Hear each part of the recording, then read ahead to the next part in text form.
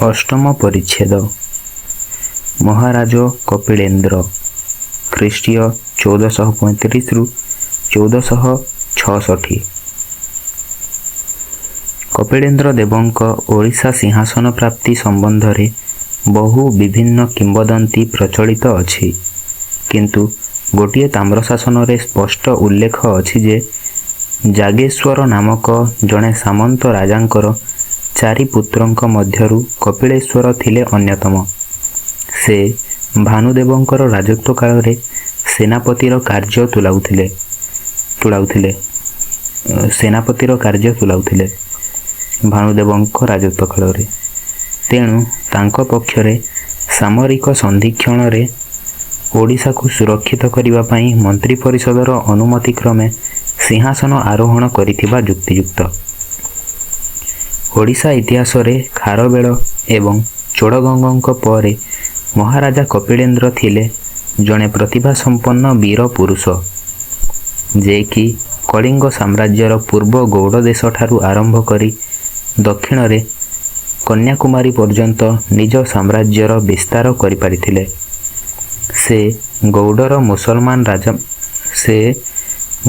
मुसलमान राजा मानंकु परास्त करी ओडिशार पूर्वोत्तर सीमा एपरी सुदृढ़ करथिले जे जहा फलरे तांकर 32 वर्ष राजत्व काल रे से दिगरु मुसलमान आक्रमण आदौ संभव हेला नाही। से निजको प्रतिरक्षा श्रेणी रे न रखी आक्रमणकारी रूपे मुसलमान मानंकर अधिकृत सुदूर उत्तर भारत रे मालव और दिल्ली पर्यंत सैन्य चालना करिथिबा प्रसंग गोटिए शिलालेख रे विवृत होयछि।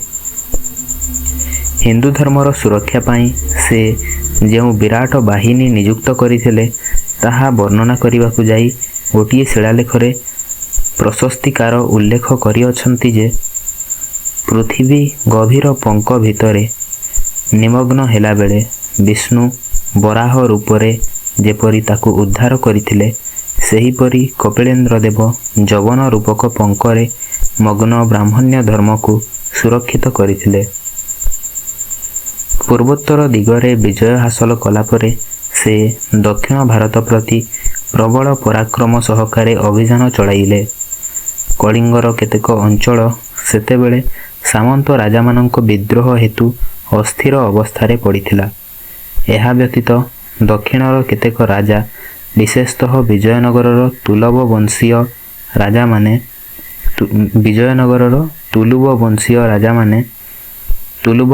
राजा माने ओडिशा विपक्ष रे शत्रुता आचरण करुथिबा देखि कपिलेन्द्र प्रथमे सेमानंक विरुद्ध रे अभियान चलाइले।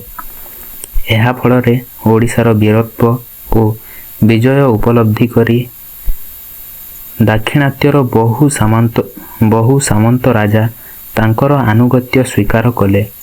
सेतेबेले बाहामनी सुल्तान माने दुर्बल अवस्थारे रहिथिबारु बिदर संगे गुलबर्गा नामक बाहमनीर सुल्तान को परास्त करिथिले बोली तांकर गोटिए ताम्रशासन रे उल्लेख अछि। कुमार हम्बीर नामरे कपिलेन्द्रंकर जड़े पुत्र मध्य थिबा प्रसंग अन्य केतेक शिलालिपिरु जणा जाए। तांकर उपाधि थिला कुमार महापात्र। दक्षिण भारत रे 9 गोटी दुर्गरे ओडिशार विजय पताका उड़ाई कपिलेन्द्र देव कर्नाटक अधीश्वर रूपे मध्य परिचित हेले। कर्नाटकर दक्षिण भारत रे 9 गोटी दुर्गरे ओडिशार विजय पताका उड़ाई कपिलेन्द्र देव कर्नाटकर अधीश्वर रूपे मध्य परिचित हेले। एणु तांको प्रशस्ति रे गजपति गौड़ेश्वर नवकोटी कर्नाटक कलबर्गेश्वर उपाधि उल्लेख होयछि। तांकर उत्तराधिकारी माने मध्य सेही उपाधि व्यवहार करुथिले। दक्षिण भारत रे जेते युद्ध होइथिला तन्मध्यरे बाहमनी सुल्तानक द्वारा प्रेरित ख्वाजा ई जहान को देवरकुंडा ठारे अति चमत्कार भावरे परास्त करिबा उत्कलीय सेनाबाहिनीर समर कौशल प्रमाणित करे।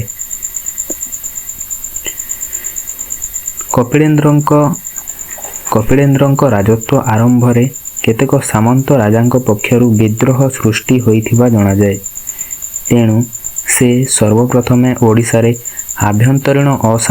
ଆଭ୍ୟନ୍ତରୀଣ ଅଶାନ୍ତି ନିର୍ବାପିତ କରିବାକୁ ଯାଇ ବିଦ୍ରୋହୀ ସାମନ୍ତମାନଙ୍କୁ ସାବଧାନ କରାଇବା ଉଦ୍ଦେଶ୍ୟରେ ସମଗ୍ର ରାଜ୍ୟରେ ଘୋଷଣା ଦେଇଥିଲେ, ଯଦି କେହି ସାମନ୍ତ ରାଜା ଅଧର୍ମ ପଥରେ ଯାଇ ରାଜାଙ୍କ ବିରୋଧରେ ବିଦ୍ରୋହ ସୃଷ୍ଟି କରନ୍ତି, ତେବେ ତାଙ୍କୁ ଶାସ୍ତି ସ୍ୱରୂପ ରାଜ୍ୟରୁ ବହିଷ୍କୃତ କରାଯିବ ଏବଂ ତାଙ୍କର ସମସ୍ତ ସମ୍ପଦ ବାଜ୍ୟାପ୍ତ ହେବ। ଏହି ଘୋଷଣାନାମା ଗୋଟିଏ ଶିଳାଲେଖରୁ ଜଣାଯାଏ। କୌଣସି ସାମନ୍ତ ରାଜାଙ୍କୁ କଠୋର ଦଣ୍ଡ ଦେବା ପୂର୍ବରୁ କପିଳେନ୍ଦ୍ର ଦେବ ଶ୍ରୀଜଗନ୍ନାଥଙ୍କ ଛାମୁରେ ବିନୀତ ଭାବେ ପ୍ରାର୍ଥନା କରିଥିବା ପ୍ରସଙ୍ଗ ତାଙ୍କର ଅନ୍ୟ ଏକ ଶିଳାଲେଖରୁ ପ୍ରମାଣିତ ହୁଏ। ଅନ୍ତର୍ବିଦ୍ରୋହ ଦୂର କରିବା ପରେ ସେ ଶତ୍ରୁ ରାଜ୍ୟ ଆକ୍ରମଣ କରିବାକୁ ବାହାର ଦେଶକୁ ସୈନ୍ୟ ଚାଳନା କରିଥିଲେ। କାରଣ ତାଙ୍କ ନିଜ ଅନୁଭୂତିରୁ ସେ ସ୍ପଷ୍ଟ ଜାଣିଥିଲେ ଯେ ତାଙ୍କ ପୂର୍ବବର୍ତ୍ତୀ ମହାରାଜ ଭାନୁଦେବ ଦୂରଦୃଷ୍ଟି ଅଭାବରୁ ସାମ୍ରାଜ୍ୟ ହରାଇଥିଲେ ଏବଂ ସେଥିସଙ୍ଗେ ଗଙ୍ଗବଂଶର ଉଚ୍ଛେଦ ସାଧିତ ହେଲା। କପିଳେନ୍ଦ୍ରଙ୍କ ରାଜନୈତିକ କୌଶଳ ଏବଂ ଯୁଦ୍ଧ ସଂକ୍ରାନ୍ତୀୟ କାର୍ଯ୍ୟରେ ତୀକ୍ଷ୍ଣ ବୁଦ୍ଧିମତ୍ତା ଓ କୌଶଳ ହେତୁ କୂଟନୈତିକ ବ୍ୟାପାରରେ ବିଜୟ ଲାଭ କରି ତାଙ୍କ ରାଜ୍ୟ ସମଗ୍ର ପୂର୍ବ ସାଗରରେ ନିରଙ୍କୁଶ ଭାବେ ପ୍ରସାରିତ କରିପାରିଥିଲେ। କପିଳେନ୍ଦ୍ରଙ୍କ ଠାରେ ବୀରତ୍ୱ ସଙ୍ଗେ ଧର୍ମପ୍ରାଣତା ପୂର୍ଣ୍ଣ ମାତ୍ରାରେ ରହିଥିଲା। ଶ୍ରୀଜଗନ୍ନାଥଙ୍କ ଠାରେ ତାଙ୍କର ଅଚଳା ଭକ୍ତି, ନିଷ୍ଠାପରତା ଏବଂ ବ୍ରାହ୍ମଣ୍ୟ ଧର୍ମରେ ବିଶ୍ୱାସ ତାଙ୍କୁ ଉଚ୍ଚରୁ ଉଚ୍ଚ ସ୍ତରକୁ ଉନ୍ନୀତ କରିଥିଲା। ସେ ବହୁ ବ୍ରାହ୍ମଣ ଶାସନ ପ୍ରତିଷ୍ଠା କରି ଶ୍ରୀଜଗନ୍ନାଥଙ୍କ ମନ୍ଦିର ବିଭିନ୍ନ ସ୍ଥାନରେ ନିର୍ମାଣ କରାଇଥିଲେ।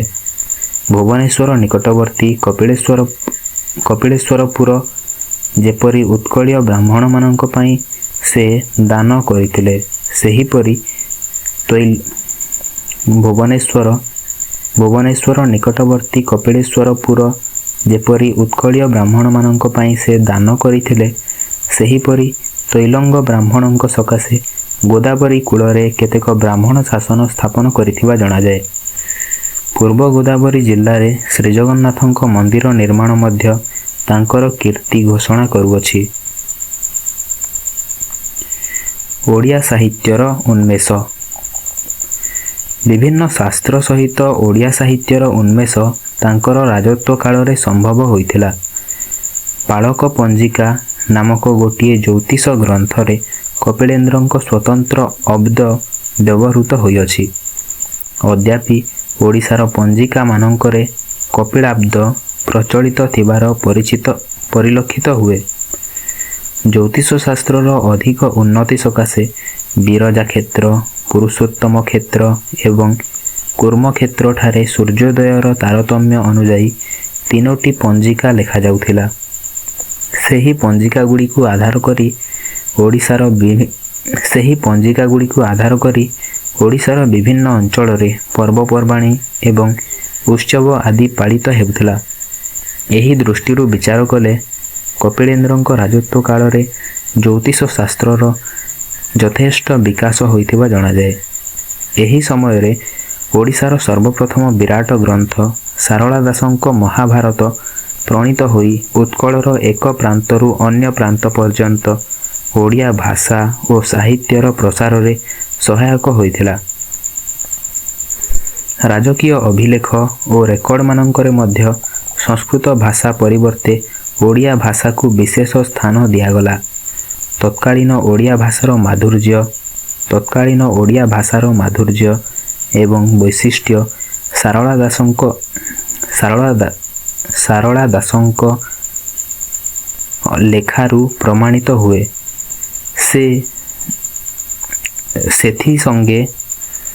ସେଥିସଙ୍ଗେ ଓଡ଼ିଶାରେ ପ୍ରଚଳିତ ସାମାଜିକ ଏବଂ ରାଜନୈତିକ ବ୍ୟାପାର ସଙ୍ଗେ ଅର୍ଥନୀତିର ବିଶେଷ ବିବରଣୀ ଏହି ମହାଭାରତରୁ ସ୍ପଷ୍ଟ ପ୍ରକଟିତ ହୁଏ। ଶାସନ ସଂକ୍ରାନ୍ତୀୟ ବ୍ୟାପାର ସମ୍ବନ୍ଧରେ ଶାନ୍ତି ପର୍ବରେ ଯୁଧିଷ୍ଠିରଙ୍କୁ ଭୀଷ୍ମ ଯେଉଁ ଉପଦେଶ ଦେଇଥିଲେ ତାହା ନିଶ୍ଚିତ ଭାବେ ଓଡ଼ିଶାର ତତ୍କାଳୀନ ଶାସନର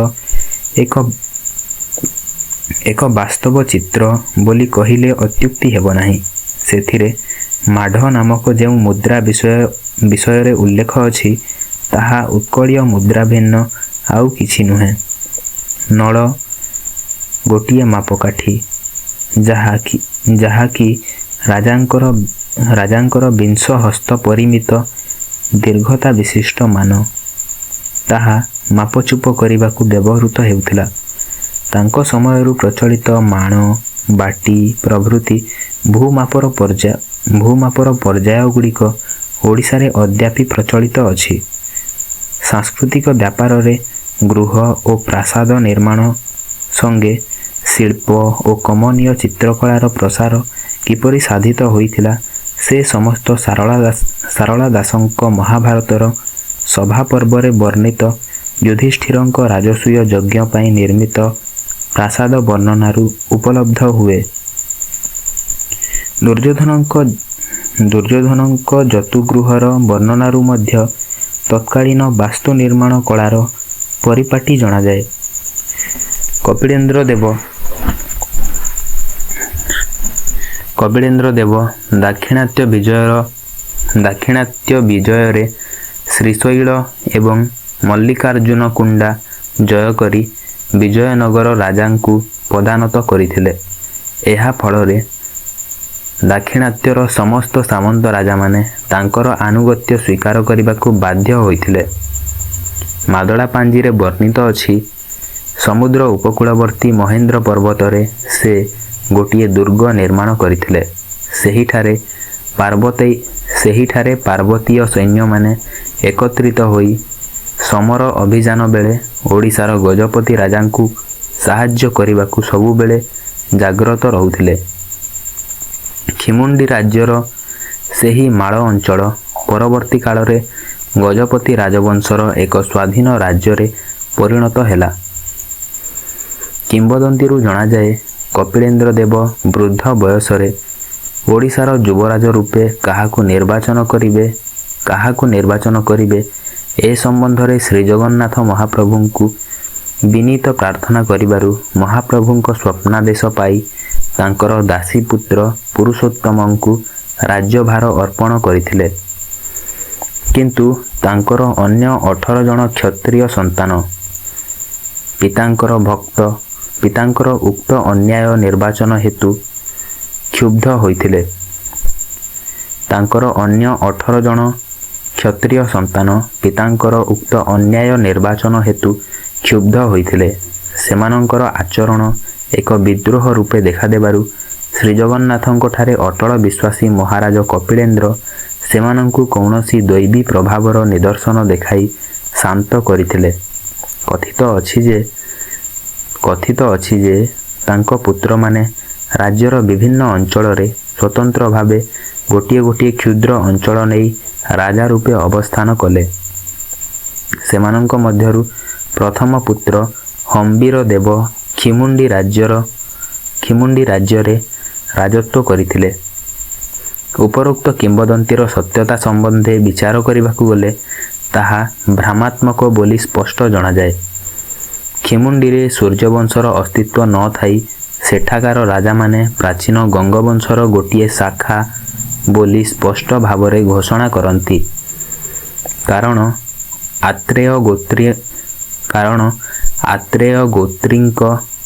ଆତ୍ରେୟ ଗୋତ୍ରୀୟ ଗଙ୍ଗ ରାଜାମାନେ ହିଁ ଚୋଡ଼ଗଙ୍ଗଙ୍କ ପୂର୍ବରୁ ଖିମୁଣ୍ଡି ଅନ୍ତର୍ଗତ ମୁଖଲିଙ୍ଗଠାରେ ରାଜଧାନୀ ସ୍ଥାପନ କରି କଳିଙ୍ଗରେ ରାଜତ୍ୱ ବିସ୍ତାର କରିଥିଲେ। ପୁରୁଷୋତ୍ତମ ଦେବ 1466 ଖ୍ରୀଷ୍ଟାବ୍ଦରେ କୃଷ୍ଣା ନଦୀ କୂଳରେ କପିଳେନ୍ଦ୍ରଙ୍କ ମୃତ୍ୟୁ ହୋଇଥିଲା। 1466 ଖ୍ରୀଷ୍ଟାବ୍ଦରେ କୃଷ୍ଣା ନଦୀ କୂଳରେ କପିଳେନ୍ଦ୍ରଙ୍କର ମୃତ୍ୟୁ ହୋଇଥିଲା।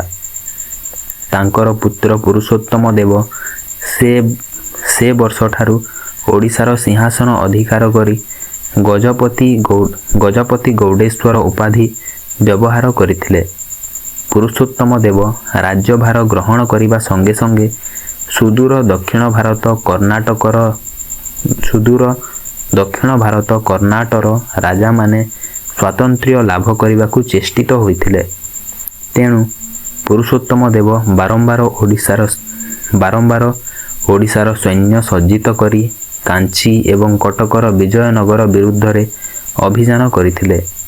ଗୋଟିଏ ତାମ୍ରଶାସନରୁ ଜଣାଯାଏ ଯେ ତୁଙ୍ଗଭଦ୍ରା ନଦୀ କୂଳରେ କର୍ଣ୍ଣାଟ ଜୟ କରି ପୁରୁଷୋତ୍ତମ ଦେବ ଯେଉଁ ବିଜୟସ୍ତମ୍ଭ ସ୍ଥାପନ କରିଥିଲେ ସେଥିରେ ଗଜପତି ରାଜବଂଶର ଗୋଟିଏ ଦୀର୍ଘ ପତାକା ସଂଯୁକ୍ତ ହୋଇଥିଲା। ତାହା ଦେଖିବା ମାତ୍ରେ ଶତ୍ରୁମାନେ ଭୟରେ ସ୍ତମ୍ଭୀଭୂତ ହୋଇଯାଉଥିଲେ। କଥିତ ଅଛି ଯେ ଏକଦା ମହାରାଜ ପୁରୁଷୋତ୍ତମ ଦେବ ରଥଯାତ୍ରା ସମୟରେ ଶ୍ରୀ ମହାପ୍ରଭୁଙ୍କର ପୀଠ ମାର୍ଜନା କରୁଥିବା ହେତୁ କାଞ୍ଚିର ରାଜା ତାଙ୍କର କନ୍ୟା ପଦ୍ମାବତୀଙ୍କୁ ପୁରୁଷୋତ୍ତମ ଦେବଙ୍କ ସଙ୍ଗେ ବିବାହ ଦେବାକୁ ଅସ୍ୱୀକୃତ ହୋଇଥିଲେ। ଏହି ସମ୍ବାଦ ପାଇ ପୁରୁଷୋତ୍ତମ ଦେବ ଗଜପତି ରାଜବଂଶର ସମ୍ମାନ ରକ୍ଷା ଉଦ୍ଦେଶ୍ୟରେ କାଞ୍ଚି ରାଜ୍ୟ ଆକ୍ରମଣ କରିବାକୁ ଅଭିଯାନ ଚଳାଇଲେ। କିନ୍ତୁ ସେଥିରେ ସେ ପରାଜିତ ହୋଇ ସ୍ୱରାଜ୍ୟକୁ ଫେରି ଆସିଥିଲେ। ଦୁଃଖ ଓ ଅଭିମାନରେ ଶ୍ରୀଜଗନ୍ନାଥଙ୍କ ଶ୍ରୀଛାମୁରେ ସେ ଗଭୀର କ୍ଷୋଭ ପ୍ରକାଶ କରିବା ହେତୁ ଶ୍ରୀଜଗନ୍ନାଥଙ୍କର ସ୍ୱପ୍ନାଦେଶ ହେଲା, ଦ୍ୱିତୀୟ ବାର ଯୁଦ୍ଧ କରିବାକୁ ଯା, ଆମ୍ଭେ ସେନାପତି ରୂପେ ସାହାଯ୍ୟ କରିବୁ। ଏପରି ସ୍ୱପ୍ନ ଦେଖିବା ପରଦିନ ମନ୍ତ୍ରୀ ଓ ସେନାପତିଙ୍କୁ ଡକାଇ ବିରାଟ ବାହିନୀ ପ୍ରସ୍ତୁତ କଲେ ଏବଂ କାଞ୍ଚି ରାଜ୍ୟ ପ୍ରତି ତାଙ୍କର ଦ୍ୱିତୀୟ ଅଭିଯାନ ସଫଳତାର ସହିତ ପରିଚାଳନା କଲେ। ସେ କାଞ୍ଚି ରାଜାଙ୍କୁ ପରାସ୍ତ କରି ପରିଶେଷରେ ତାଙ୍କ କନ୍ୟା ପଦ୍ମାବତୀଙ୍କୁ ବିବାହ କରିଥିଲେ। ଉପରୋକ୍ତ କିମ୍ବଦନ୍ତୀରେ କୌଣସି ସତ୍ୟତା ଥାଉ ବା ନ ଥାଉ, ଉପରୋକ୍ତ କିମ୍ବଦନ୍ତୀ ମୂଳରେ କୌଣସି ସତ୍ୟତା ଥାଉ ବା ନ ଥାଉ, ରାଜନୈତିକ ଦୃଷ୍ଟିକୋଣରୁ ସ୍ପଷ୍ଟ ପ୍ରମାଣିତ ହେଉଛି ଯେ ଉତ୍କଳ ବାହିନୀର ସେନାଧ୍ୟକ୍ଷ ରୂପେ ଶ୍ରୀଜଗନ୍ନାଥ ଓ ଶ୍ରୀ ବଳଭଦ୍ରଙ୍କର ଯୁଦ୍ଧଯାତ୍ରା ପୂର୍ବରୁ ପ୍ରଚାରିତ ହେବା ଫଳରେ ଶତ୍ରୁସେନାମାନଙ୍କର ନିଶ୍ଚିତ ଭାବେ ନୈତିକ ବଳ ଭାଙ୍ଗି ପଡ଼ିଥିବ। ଏପରି ଏକ ରଣକୌଶଳ ଅବଲମ୍ବନ କରି ଉତ୍କଳର ଭାଟ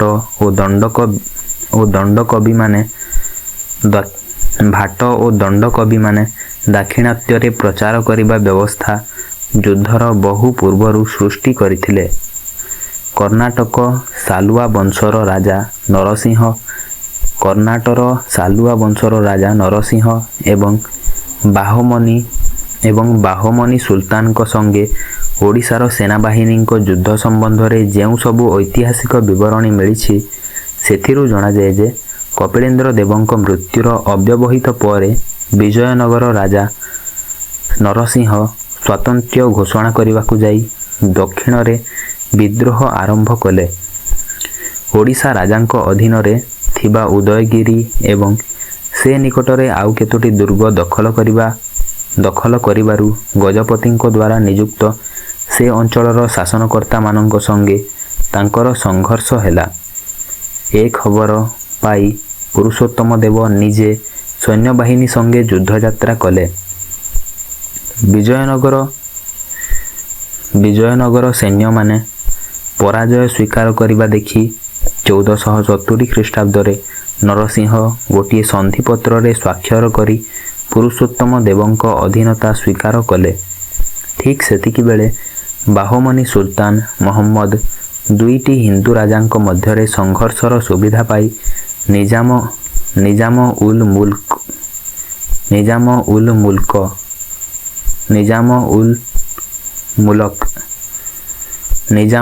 ମୁଲକ ହାସନଙ୍କୁ ଗଜପତିଙ୍କ ବିପକ୍ଷରେ ଯୁଦ୍ଧ କରିବାକୁ ପଠାଇଲେ। କିନ୍ତୁ ହାସନ ଯୁଦ୍ଧରେ ପରାସ୍ତ ହେବାରୁ ସୁଲତାନ ନିଜେ ଏକ ବିରାଟ ସୈନ୍ୟବାହିନୀ ପରିଚାଳିତ କରି ଉତ୍କଳୀୟ ସୈନ୍ୟମାନଙ୍କୁ ପରାସ୍ତ କଲେ। 1477 ଖ୍ରୀଷ୍ଟାବ୍ଦରେ ରାଜମହେନ୍ଦ୍ରୀ ସମେତ କେତେକ ଦୁର୍ଗ ସୁଲତାନଙ୍କର ଦଖଲକୁ ଗଲା ଏଣୁ ସାଲୁଆ ନରସିଂହ ମଧ୍ୟ ତାଙ୍କ ପୂର୍ବ ସନ୍ଧି ଭଙ୍ଗ କଲେ। ଏପରି ବିଭିନ୍ନ ଦିଗରୁ ସଙ୍କଟର ସମ୍ମୁଖୀନ ହେବା ସ୍ଥାନୀୟ ଓଡ଼ିଆ ଶାସକମାନଙ୍କ ପକ୍ଷରେ ସମ୍ଭବ ହେଲା ନାହିଁ। ସେତେବେଳେ ମହାରାଜା ପୁରୁଷୋତ୍ତମ ଦେବଙ୍କୁ ସମ୍ବାଦ ଦିଆଯିବାରୁ ସେ ଗୋଟିଏ ସୁରକ୍ଷିତ ସେନାବାହିନୀ ପରିଚାଳିତ କରି ତାଙ୍କର ଦ୍ୱିତୀୟ ଅଭିଯାନ ଆରମ୍ଭ କଲେ। ଉତ୍କଳୀୟ ଲେଖମାନଙ୍କରେ ବର୍ଣ୍ଣିତ ଅଛି ଯେ ଉତ୍କଳୀୟ ବାହିନୀର ପଦାଘାତରେ ପୃଥିବୀ କମ୍ପିତ ହୋଇଥିଲା। ଉତ୍କଳର ସେନାବାହିନୀ କୃଷ୍ଣା ନଦୀ ପାର ହେବା ପୂର୍ବରୁ ବିଜୟନଗର ଏବଂ ବାହମନି ସୁଲତାନଙ୍କ ରାଜ୍ୟରେ ଅନ୍ତର୍ବିଦ୍ରୋହ ସୃଷ୍ଟି ହୋଇଥିଲା। ତାହାର ସୁବିଧା ପାଇ ପୁରୁଷୋତ୍ତମ ଦେବ ଉତ୍କଳର ସମସ୍ତ ଅପହୃତ ରାଜ୍ୟ ପୁନରୁଦ୍ଧାର କଲେ ଏବଂ ଦାକ୍ଷିଣାତ୍ୟରେ ଯେଉଁ ବିରାଟ ବିଜୟସ୍ତମ୍ଭ ସ୍ଥାପିତ ହେଲା, ତାହା ଶତ୍ରୁମାନଙ୍କର ହୃତ୍କମ୍ପ ସୃଷ୍ଟି କରୁଥିଲା। ପୁରୁଷୋତ୍ତମ ଦେବଙ୍କ ରାଣୀ ରୂପାମ୍ବାଙ୍କ ଗର୍ଭରୁ ପ୍ରତାପରୁଦ୍ର ଦେବ ଜନ୍ମଗ୍ରହଣ କରିଥିଲେ ବୋଲି ଅନୁମିତ ହୁଏ। ପୁରୁଷୋତ୍ତମ ଦେବ କେବଳ ଯେ ବୀର ଥିଲେ ତାହା ନୁହେଁ, ସେ ଜଣେ ସଂସ୍କୃତଜ୍ଞ ପଣ୍ଡିତ ଏବଂ ଧର୍ମପ୍ରାଣ ରାଜା ରୂପେ ମଧ୍ୟ ପରିଚିତ ଥିଲେ। ତାଙ୍କର ରାଜସଭାରେ ବହୁ ବିଦ୍ୱାନ ପଣ୍ଡିତ ଓ ଧର୍ମପ୍ରାଣ ଆଚାର୍ଯ୍ୟ ରହି ସଂସ୍କୃତ ଏବଂ ଓଡ଼ିଆ ସାହିତ୍ୟର ଯଥେଷ୍ଟ ଅଭିବୃଦ୍ଧି କରିଅଛନ୍ତି। ସେମାନଙ୍କ ମଧ୍ୟରେ ପଣ୍ଡିତ ଦିବାକର ମିଶ୍ର ଭାରତାମୃତ ନାମକ ମହାକାବ୍ୟ ଏବଂ ତାଙ୍କ ପୃଷ୍ଠପୋଷକ ରାଜାଙ୍କ ନାମରେ ମଧ୍ୟ କେତେକ ଗ୍ରନ୍ଥ ପ୍ରଣୟନ କରିଥିବା ଜଣାଯାଏ। ଶ୍ରୀଜଗନ୍ନାଥଙ୍କ ପୂଜା ସମ୍ପର୍କୀୟ ବିଧିବିଧାନ ଗୋଟିଏ ଗ୍ରନ୍ଥରେ ପ୍ରକାଶିତ ହୋଇଅଛି। ଅଭିନବ ଗୀତ ଗୋବିନ୍ଦ ନାମକ ଗୋଟିଏ ସଂସ୍କୃତ ଗୀତିକାବ୍ୟ ପୁରୁଷୋତ୍ତମ ଦେବଙ୍କ ନାମରେ ରଚିତ ହୋଇଥିଲା। ନୀଳାଦ୍ରି ମହୋଦୟ ପ୍ରଭୃତି ଗ୍ରନ୍ଥ ଯେଉଁଥିରେ ଶ୍ରୀଜଗନ୍ନାଥଙ୍କ ମାହାତ୍ମ୍ୟ ପ୍ରଚାର କରାଯାଇଛି,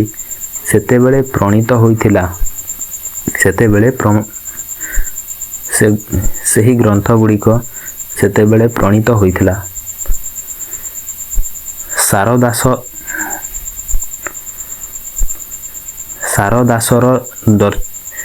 ସାରଦାସର ଦର୍ଶନ ପଦ୍ଧତି ଶୀର୍ଷକ ଗୋଟିଏ ପ୍ରସିଦ୍ଧ ଗ୍ରନ୍ଥ ସେ ଲେଖାଇଥିଲେ।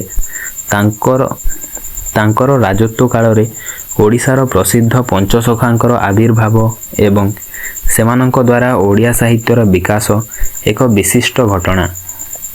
ମହାରାଜା ପୁରୁଷୋତ୍ତମ ଦେବ ଓଡ଼ିଆ ଭାଷା ପ୍ରତି ଏତେ ଦୂର ଆଗ୍ରହ ପ୍ରକାଶ କରୁଥିଲେ ଯେ ଶାସନ କାର୍ଯ୍ୟରେ ମଧ୍ୟ ସେହି ଭାଷା ହିଁ ସର୍ବତ୍ର ବ୍ୟବହୃତ ହେଲା। କେବଳ ଦକ୍ଷିଣରେ କେତୋଟି ଧର୍ମ ଅନୁଷ୍ଠାନ ସମ୍ପର୍କୀୟ ଅଭିଲେଖ ତୈଲଙ୍ଗ ଭାଷାରେ ଲେଖାଯାଇଛି। ତାଙ୍କ ରାଜତ୍ୱର ପ୍ରଥମ ବର୍ଷରେ ଅର୍ଥାତ୍ ଦ୍ୱିତୀୟ ଅଙ୍କରେ ଜଗନ୍ନାଥ ମନ୍ଦିରରେ ବହୁ ମୂଲ୍ୟବାନ ଜିନିଷ ଯଥା ରତ୍ନପଲଙ୍କ, ରତ୍ନଚାମର, ରତ୍ନସିଂହାସନ ପ୍ରଭୃତି ଶ୍ରୀଜଗନ୍ନାଥଙ୍କୁ ପ୍ରଦାନ କରିଥିବା ବିଷୟ ଶ୍ରୀମନ୍ଦିରରେ ଥିବା ଗୋଟିଏ ଅଭିଲେଖରୁ ଜଣାଯାଏ। ବ୍ରାହ୍ମଣ୍ୟ ଧର୍ମର ଅଭ୍ୟୁଦୟ ନିମନ୍ତେ ତାଙ୍କର ସାମନ୍ତ ରାଜାମାନଙ୍କୁ ସେ ଉପଦେଶ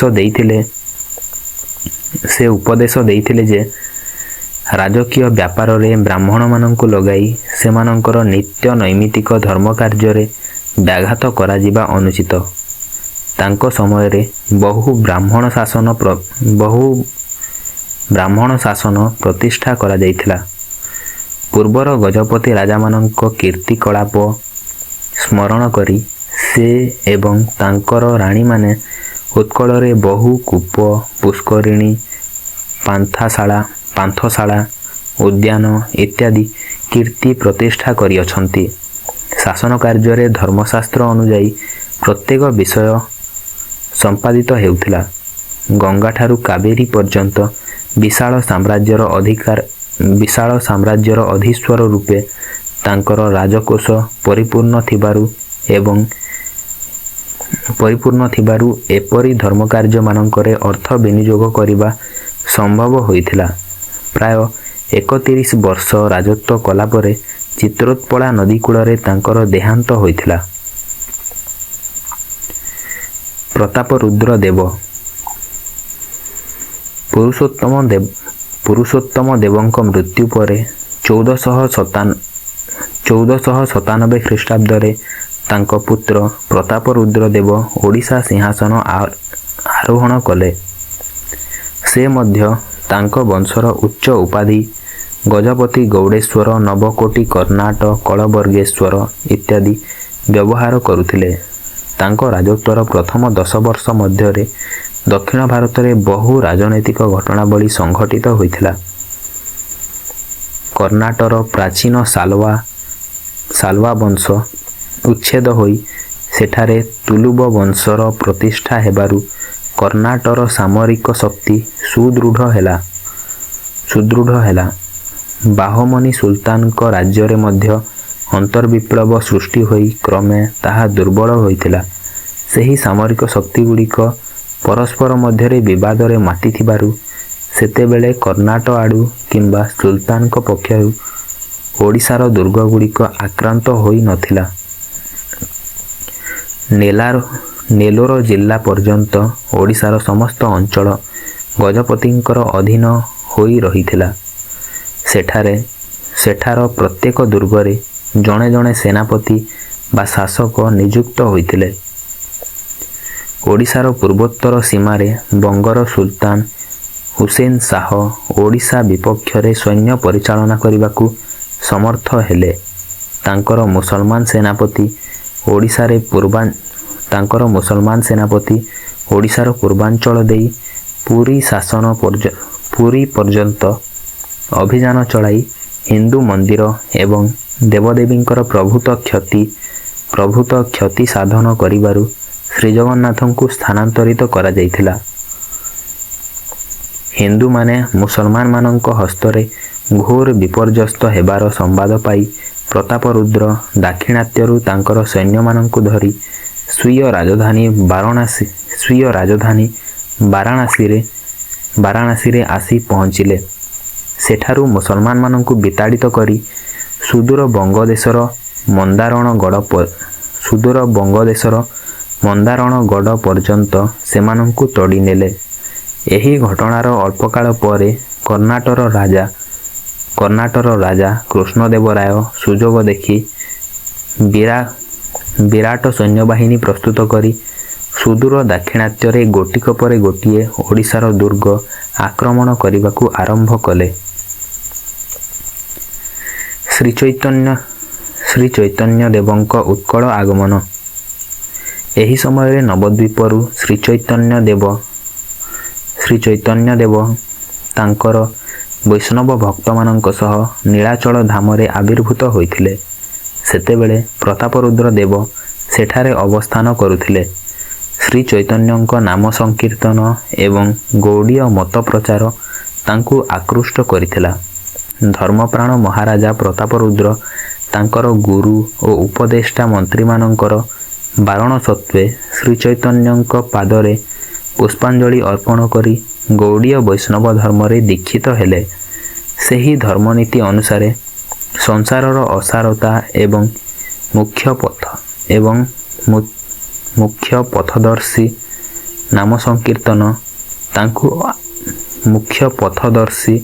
ନାମ ସଂକୀର୍ତ୍ତନ ତାଙ୍କୁ ଅଭିଭୂତ କରିଥିଲା।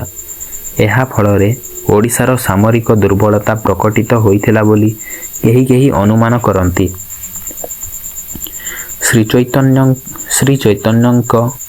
ଶ୍ରୀଚୈତନ୍ୟଙ୍କ କର୍ଣ୍ଣାଟ ଯାତ୍ରା ବେଳେ ଦାକ୍ଷିଣାତ୍ୟରେ ଶାସନ କାର୍ଯ୍ୟରେ ନିୟୋଜିତ ଥିବା ଓଡ଼ିଶାର ଜଣେ ସୁଦକ୍ଷ ଶାସକ ରାୟ ରାମାନନ୍ଦ ପଟ୍ଟନାୟକ ମଧ୍ୟ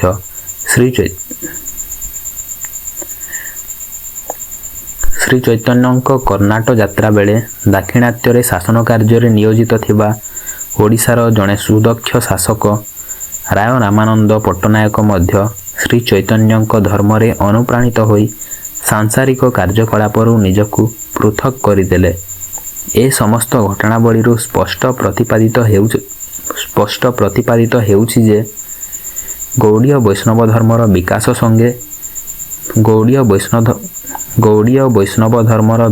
ସଙ୍ଗେ ସଙ୍ଗେ ଓଡ଼ିଶାରେ ଏପରି ଏକ ପରିବେଶ ବିକାଶ ଲାଭ କଲା, ଯାହା ଫଳରେ ଉତ୍କଳୀୟ ସେନାବାହିନୀ ମଧ୍ୟ ତରବାରୀ ପରିବର୍ତ୍ତେ ଢାଳ ମୃଦଙ୍ଗ ଧରି ନାମ ସଂକୀର୍ତ୍ତନ କରିବାକୁ ଉତ୍ସାହିତ ହେଲେ।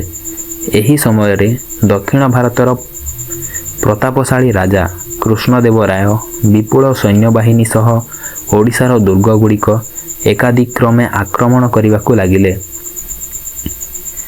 ନେଲୋର ଠାରୁ ସୀମାଞ୍ଚଳ ପର୍ଯ୍ୟନ୍ତ କିମ୍ବା ବଂଶଧାରା ନଦୀକୂଳ ପର୍ଯ୍ୟନ୍ତ ଓଡ଼ିଶାର ଯେଉଁ ଦୁର୍ଗଗୁଡ଼ିକ ଥିଲା, ସେ ସମସ୍ତ 2 ବର୍ଷ ମଧ୍ୟରେ କୃଷ୍ଣଦେବ ରାୟଙ୍କ ହସ୍ତଗତ ହେଲା। ସେହିଠାରେ ପ୍ରତାପରୁଦ୍ରଙ୍କ ପୁତ୍ର ବୀରଭଦ୍ର ସଙ୍ଗେ ଯେଉଁ ସେନାପତିମାନେ ଶତ୍ରୁ ସହ ଘୋର ଯୁଦ୍ଧରେ ଲିପ୍ତ ଥିଲେ, ସେମାନଙ୍କୁ ଯଥା ସମୟରେ ସାହାଯ୍ୟ ନ ମିଳିବାରୁ ଶତ୍ରୁ ହସ୍ତରେ ସେମାନେ ବନ୍ଦୀ ବା ପରାସ୍ତ ହେବା ସମ୍ଭବ ହୋଇଥିଲା। ଉଦୟଗିରି, କୋଣ୍ଡାବିଡୁ, ବେଲମକୁଣ୍ଡା, ନାଗାର୍ଜୁନକୋଣ୍ଡା ପ୍ରଭୃତି ସୁଦୃଢ଼ ଦୁର୍ଗଗୁଡ଼ିକ କର୍ଣ୍ଣାଟ ରାଜାଙ୍କର ହସ୍ତଗତ ହେଲା। ପରିଶେଷରେ ରାଜ୍ୟର ଘୋର ଅବନତି ହୋଇଥିବା ଜାଣି ପ୍ରତାପରୁଦ୍ର ବହୁ ସଂଖ୍ୟକ ସୈନ୍ୟ ସଂଗ୍ରହ କରି ଯୁଦ୍ଧଯାତ୍ରା ଚଳାଇଲେ। କଥିତ ଅଛି ଯେ କୃଷ୍ଣଦେବ ରାୟଙ୍କ ସଚିବ ତିମର ଶଙ୍କର ଏକ କୂଟନୈତିକ ଚକ୍ରାନ୍ତ ଫଳରେ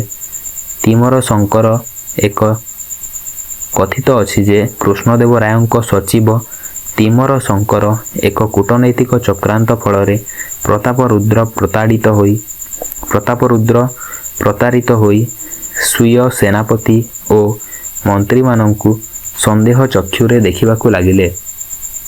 ସମ୍ଭବତଃ କେତେକ ଓଡ଼ିଆ କର୍ମଚାରୀଙ୍କ ବିଶ୍ୱାସଘାତକତା ମଧ୍ୟ ସେଥି ସହିତ ଜଡ଼ିତ ଥିଲା। ସୁତରାଂ ସେହି ଯୁଦ୍ଧରେ ପ୍ରତାପରୁଦ୍ର ପରାସ୍ତ ହୋଇ ନିଜ କନ୍ୟା ଜଗନ୍ମୋହିନୀଙ୍କୁ କୃଷ୍ଣଦେବ ରାୟଙ୍କ ହସ୍ତରେ ଅର୍ପଣ କରି ସନ୍ଧି ସ୍ଥାପନ କଲେ। କର୍ଣ୍ଣାଟର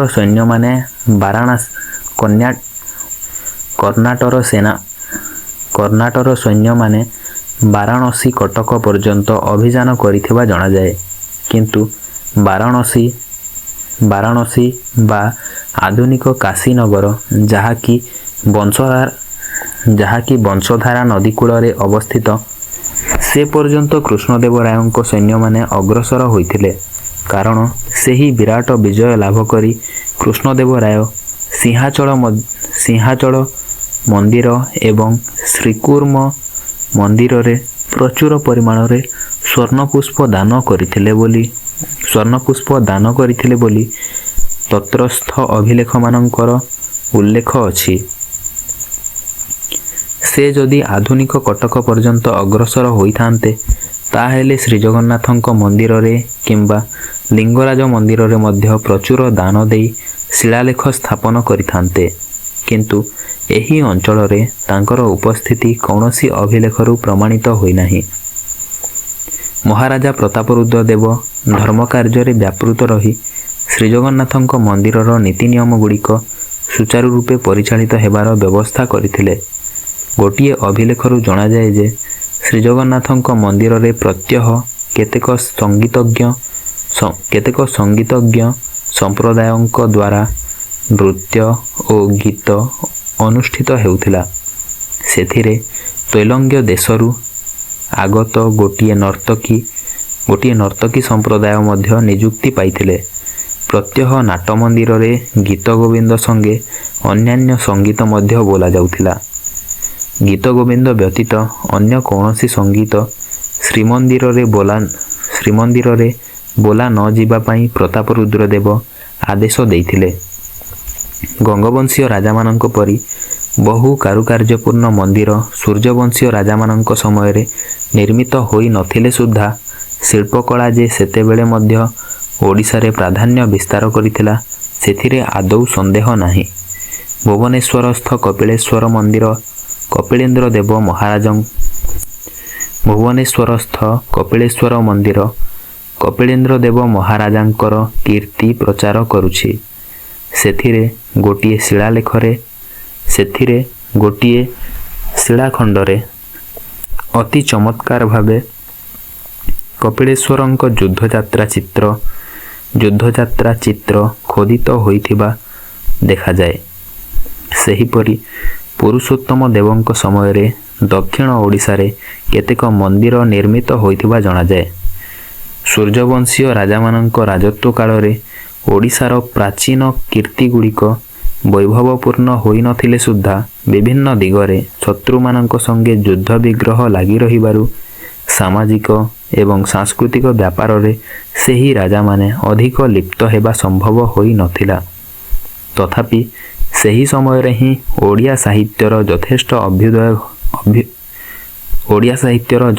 ଅଭ୍ୟୁଦୟ ହୋଇଥିବା ଜଣାଯାଏ। ଓଡ଼ିଶାର ଆଦିକବି ସାରଳା ଦାସ, ଓଡ଼ିଆ ଭାଗବତର ସ୍ରଷ୍ଟା ଜଗନ୍ନାଥ ଦାସ ଏବଂ ପଞ୍ଚସଖାଙ୍କର ଲେଖନୀ ପ୍ରସୂତ ବିଭିନ୍ନ ଗ୍ରନ୍ଥ ତତ୍କାଳୀନ ଓଡ଼ିଆ ସାହିତ୍ୟକୁ ପ୍ରାଣବନ୍ତ କରିଅଛି। ଶ୍ରୀଚୈତନ୍ୟଙ୍କ ଆବିର୍ଭାବ ପରେ ଯେଉଁ ବୈଷ୍ଣବ ସାହିତ୍ୟ ଏ ଦେଶରେ ପ୍ରସାର ଲାଭ କରିଥିଲା, ତାହା ମଧ୍ୟ ଓଡ଼ିଆ ସାହିତ୍ୟକୁ ଏକ ଅଭିନବ ରୂପ ପ୍ରଦାନ କରିଅଛି। ସାଂସ୍କୃତିକ କ୍ଷେତ୍ରରେ ଉତ୍ତର ଭାରତୀୟ ନାଟ୍ୟ ଓ ସଙ୍ଗୀତ କଳା ଓଡ଼ିଶାର ସାଂସ୍କୃତିକ କ୍ଷେତ୍ରରେ ନୂତନ ଉନ୍ମେଷ ସୃଷ୍ଟି କରିଥିଲା। ଶାସନ କ୍ଷେତ୍ରରେ ବହୁ ସାମନ୍ତ ରାଜାଙ୍କ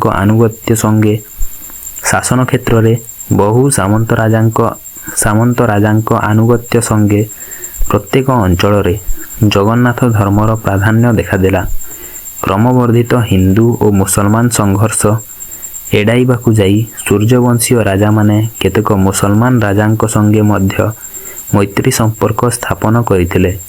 ସୈନ୍ୟବାହିନୀରେ ମଧ୍ୟ ମୁସଲମାନମାନଙ୍କୁ ସ୍ଥାନ ଦିଆଯାଇଥିଲା। ଏଣୁ ଦାକ୍ଷିଣାତ୍ୟର କେତେକ ଲେଖକ ଓ କବି ଗଜପତି ରାଜାଙ୍କୁ ହିନ୍ଦୁ ବିଦ୍ୱେଷୀ ବୋଲି ଉଲ୍ଲେଖ କରିଅଛନ୍ତି। ପ୍ରକୃତରେ ଦେଖିବାକୁ ଗଲେ ରାଜନୈତିକ ଦୂରଦୃଷ୍ଟି ହେତୁ ଭାରତର ତତ୍କାଳୀନ ଅବସ୍ଥାକୁ ଲକ୍ଷ୍ୟ କରି ରାଜନୈତିକ ପରିବର୍ତ୍ତନ ଏକାନ୍ତ ଆବଶ୍ୟକ ଥିଲା। ତାହା ହିଁ ସେହି ରାଜାମାନଙ୍କ ସମୟରେ ଓଡ଼ିଶାରେ ପରିଲକ୍ଷିତ ହୁଏ। ଧର୍ମ କାର୍ଯ୍ୟରେ ମଧ୍ୟ ହିନ୍ଦୁ ଓ ମୁସଲମାନମାନଙ୍କ ମଧ୍ୟରେ ଏକତା ସମ୍ପାଦିତ ହୋଇଥିଲା।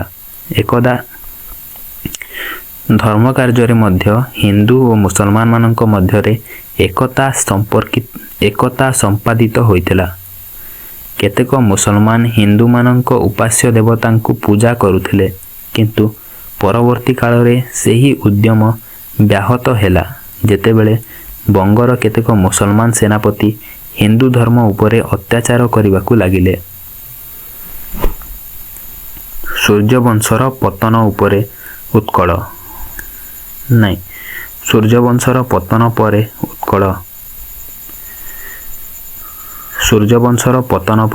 ଉତ୍କଳ। ମହାରାଜ ପ୍ରତାପରୁଦ୍ରଙ୍କର ତିରୋଧାନ ପରେ ତାଙ୍କର ଉତ୍ତରାଧିକାରୀମାନେ ଦୁର୍ବଳ ହେବା ଦେଖି ଗୋବିନ୍ଦ ବିଦ୍ୟାଧର ନାମକ ଜଣେ ସେନାପତି ଓଡ଼ିଶା ଅଧିକାର କଲେ। 1534 ଖ୍ରୀଷ୍ଟାବ୍ଦରେ ସେ ସୁବର୍ଣ୍ଣକେଶରୀ ଗୋବିନ୍ଦ ଦେବ ନାମରେ ନିଜକୁ ପରିଚିତ କରାଇ ଓଡ଼ିଶାର ଦକ୍ଷିଣ ଦିଗରେ ସିଂହାଚଳ ସ୍ଥିତ ବରାହ ନୃସିଂହଙ୍କ ମନ୍ଦିରରେ କେତୋଟି ଶିଳାଲେଖ ଖୋଦିତ କରିଥିଲେ। ସେଥିରେ ବୀର ଶ୍ରୀ ଗଜପତି ଗୌଡ଼େଶ୍ୱର ପ୍ରଭୃତି ଉପାଧି ମଧ୍ୟ ସେ ବ୍ୟବହାର କରିଥିବା ଜଣାଯାଏ। କିନ୍ତୁ ସେତେବେଳକୁ ଓଡ଼ିଶାର ସୀମା ବହୁ ପରିମାଣରେ ସଙ୍କୁଚିତ ହୋଇସାରିଥିଲା। ତେଣୁ ତାଙ୍କ ପକ୍ଷେ ସେପରି ଉଚ୍ଚ ଉପାଧି ବ୍ୟବହାର କରିବା ଅର୍ଥଶୂନ୍ୟ ହୋଇଥିଲା। ଗୋବିନ୍ଦ ବିଦ୍ୟାଧର 1557 ପର୍ଯ୍ୟନ୍ତ ରାଜତ୍ୱ କରିଥିଲେ। ତାଙ୍କ ମୃତ୍ୟୁ ପରେ ସିଂହାସନର କିଏ ଉତ୍ତରାଧିକାରୀ ହେବେ ତାହା ସ୍ଥିର କରି ନ ପାରି ତାଙ୍କ ପୁତ୍ରମାନଙ୍କ ମଧ୍ୟରେ ସଂଘର୍ଷ ସୃଷ୍ଟି ହେଲା। ପ୍ରାୟ 2 ବର୍ଷ କାଳ ଓଡ଼ିଶାରେ ଅନ୍ତର୍ବିବାଦ ଲାଗି ରହିବାରୁ ଦେଶରେ ଘୋର ଅରାଜକତା ଦେଖାଦେଲା। ସେତେବେଳେ କଟକର ବାରବାଟୀ ଦୁର୍ଗର ସେତେବେଳେ କଟକର ବାରବାଟୀ ଦୁର୍ଗର ରକ୍ଷକ ରୂପେ ଚାଲୁକ୍ୟ ବଂଶୀୟ ମୁକୁନ୍ଦ ହରିଚନ୍ଦନ ଅବସ୍ଥାପିତ ହୋଇଥିଲେ। ସେ ରାଜମାହିନ୍ଦ୍ରୀ ଦଣ୍ଡପାଟର ତତ୍କାଳୀନ ସାମନ୍ତ ରାଜା ସର୍ବରାଜ ମହାପାତ୍ରଙ୍କର ପୁତ୍ର ଥିଲେ। ଉଚ୍ଚବଂଶୀୟ ଗୌରବ ହେତୁ କ୍ଷତ୍ରିୟ ସମାଜରେ ତାଙ୍କର ଯଥେଷ୍ଟ ସମ୍ମାନ ଥିଲା। ଆଉ ମଧ୍ୟ କଟକରେ ଦୁର୍ଗର ସଂରକ୍ଷକ ଭାବେ ସେ ସାମରିକ କ୍ଷେତ୍ରରେ ଯଥେଷ୍ଟ ସୁନାମ ଅର୍ଜନ କରିଥିଲେ। ରାଜ୍ୟରେ ଅନ୍ତର୍ବିବାଦର ସୁବିଧା ପାଇ ସେ ତାଙ୍କର ପ୍ରତିପକ୍ଷମାନଙ୍କୁ ନିହତ କରି ଓଡ଼ିଶା ସିଂହାସନ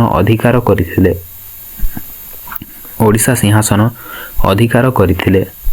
ମାଦଳା ପାଞ୍ଜିରେ ତାଙ୍କୁ ତେଲେଙ୍ଗା ମୁକୁନ୍ଦ ନାମରେ ଅଭିହିତ କରାଯାଇଛି, କାରଣ ସେ ରାଜମାହିନ୍ଦ୍ରୀ ଅର୍ଥାତ୍ ତୈଲଙ୍ଗ ପ୍ରାଧାନ୍ୟ ଅଞ୍ଚଳରୁ ଉଠି ଆସି ଓଡ଼ିଶାରେ ଅବସ୍ଥାନ କରିଥିଲେ। କିନ୍ତୁ ପ୍ରକୃତରେ ଜଣେ ଓଡ଼ିଆ ରୂପେ ମୁକୁନ୍ଦ ଦେବଙ୍କର ବୀରତ୍ୱ ଯେପରି ତାଙ୍କର ଖ୍ୟାତି ବିସ୍ତାର କରିଥିଲା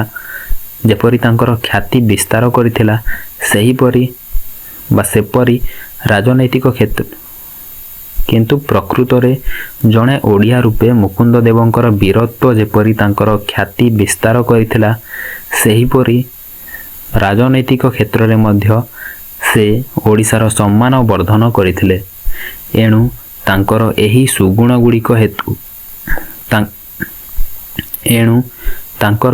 ସୁଗୁଣଗୁଡ଼ିକ ହେତୁ ଦିଲ୍ଲୀର ମୋଗଲ ସମ୍ରାଟ ଆକବର ତାଙ୍କୁ ମିତ୍ର ରାଜା ରୂପେ ସମ୍ମାନିତ କରିଥିଲେ। ଏହା ଫଳରେ ଖ୍ରୀଷ୍ଟୀୟ ଷୋଡ଼ଶ ଶତାବ୍ଦୀର ଦ୍ୱିତୀୟାର୍ଦ୍ଧରେ ବଙ୍ଗଳା ଏବଂ ଦିଲ୍ଲୀର ମୁସଲମାନ ଏବଂ ମୋଗଲମାନଙ୍କ ମଧ୍ୟରେ ଯେଉଁ ସଂଘର୍ଷ ହୋଇଥିଲା ସେଥିରେ ଯୋଗ ଦେଇ ମୁକୁନ୍ଦ ଦେବ ବଙ୍ଗ ବିରୁଦ୍ଧରେ ସୈନ୍ୟ ଚାଳନା କରିବାକୁ ବାଧ୍ୟ ହୋଇଥିଲେ। ବଙ୍ଗର ଆଫଗାନ ସୁଲେମାନ କରାଣି, ଯିଏକି ଆକବରଙ୍କର ଜଣେ ପ୍ରଧାନ ଶତ୍ରୁ ରୂପେ ପରିଚିତ, ସେ ମୁକୁନ୍ଦ ଦେବଙ୍କର ମଧ୍ୟ ଶତ୍ରୁ ହୋଇଗଲେ। ବଙ୍ଗ ସୁଲତାନଙ୍କ ବିରୁଦ୍ଧରେ ଅଭିଯାନ ଚଳାଇ ମୁକୁନ୍ଦ ଦେବ ପ୍ରଥମେ ବିଜୟ ଲାଭ କଲେ। ସେତେବେଳେ କଲିକତାଠାରେ ଗଙ୍ଗା ବା ହୁଗୁଳି ନଦୀ କୂଳରେ ମୁକୁନ୍ଦ ଘାଟ ନାମକ ଗୋଟିଏ ତୀର୍ଥ ନିଜ ନାମରେ ପ୍ରତିଷ୍ଠା କରି ସେଠାରେ ଷୋଡ଼ଶ ମହାଦାନ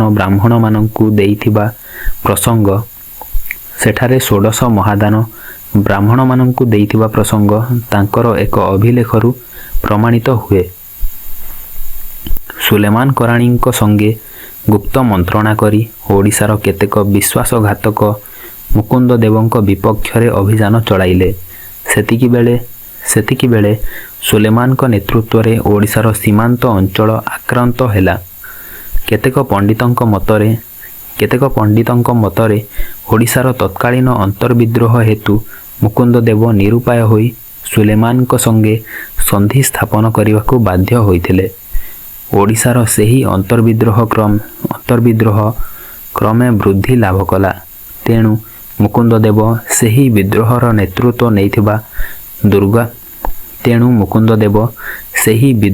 ନେତୃତ୍ୱ ନେଇଥିବା ଦୁର୍ଗାଭଞ୍ଜ ଓ ରଘୁଭଞ୍ଜ ଛୋଟରାୟ ନାମକ ଦୁଇ ଜଣ ବ୍ୟକ୍ତିଙ୍କ ସଙ୍ଗେ ଯୁଦ୍ଧରେ ଲିପ୍ତ ହେଲେ। କିନ୍ତୁ ଶିବିରରେ ଶାୟିତ ଅବସ୍ଥାରେ ସେ ଆତତାୟୀଙ୍କ ହସ୍ତରେ ନିହତ ହେଲେ। ସୁଲେମାନ ଯେଉଁ କୌଶଳ ପ୍ରୟୋଗ କରିଥିଲେ ତାରି ଫଳରେ କେବଳ ମୁକୁନ୍ଦ ଦେବ ନୁହନ୍ତି, ତାଙ୍କର ହତ୍ୟାକାରୀମାନେ ମଧ୍ୟ ପ୍ରାଣ ହରାଇଲେ। ଏପରି ଭାବେ ଓଡ଼ିଶାର ଶେଷ ସ୍ୱାଧୀନ ରାଜା ଓଟସୀମା ଦୁର୍ଗରେ ଯୁଦ୍ଧକ୍ଷେତ୍ରରେ ନିହତ ହେବାରୁ ବାଇଜିଦ୍ ନାମକ ଜଣେ ମୁସଲମାନ ସଙ୍ଗରେ ଆସି କଳାପାହାଡ଼ ରଘୁଭଞ୍ଜ ଛୋଟରାୟଙ୍କୁ ହତ୍ୟା କଲା। 1568 ଖ୍ରୀଷ୍ଟାବ୍ଦରେ ଓଡ଼ିଶା ରାଜସିଂହାସନ ମୁସଲମାନମାନଙ୍କ ଦ୍ୱାରା ଅଧିକୃତ ହେଲା।